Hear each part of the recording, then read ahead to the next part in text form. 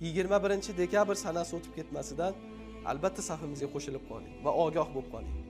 Do'stlar, 21 dekabr kuni ko'p mushkullar oson bo'ladigan kun. Qarzdorlar qani?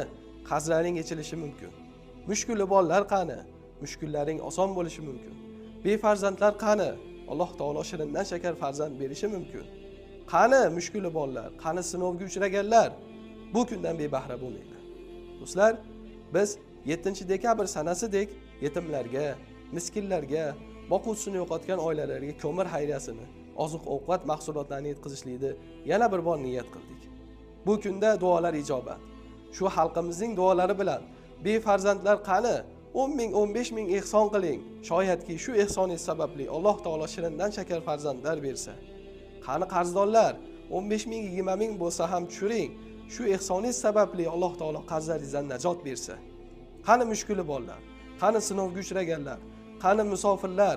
Qani ota-onasini haqqiga duo olmoqchi bo'lganlar? Ota-onasi o'tib ketganlar? Qani? 15 ming, 20 ming bilan shu saxovat peshi xalqimizning duolarini olib qoling. Va 7 dekabr kungi hayriyamizda ham bu duolarning ijobati albatta bo'ldi va buni o'z ko'zimiz bilan ko'rdik. Siz ham Xolmatov rasmiy profiliga kiring. 7 dekabr kungi bo'lib o'tgan ishlarni, hodisotlarni ko'ring. Do'stlar, kelinglar, befarq bo'lmanglar. Alloh taolo nima dedi? Sadaqa tufayli, ehson tufayli boshlariga kelayotgan baloni ko'taraman dedi. Kelinglar, shu 15 ming, 20 ming pul bilan mana shu qalbimiz ichida turgan umidi duolarimiz, so'rovlarimiz hosil bo'lib qolishi mumkin. Sababi payg'ambarimiz alayhisalom nima deganlar? Kim bir birodarini mushkulini aritishlik yo'lida bir qadam qo'ysa, Alloh taolo shu bandasini mushkullarini o'zi ravo qilib qo'yadi deganlar. Kelinglar, shunday ekan qoldirgan kartalarimiz. O'zingizning sharoitingizdan, imkoniyatingizdan kelib chiqqan holatda ehson qiling. 15 ming, 20 ming bu aytiladigan, belgilanadigan summa emas. Sharoitingizdan kelib chiqib ehson qiling.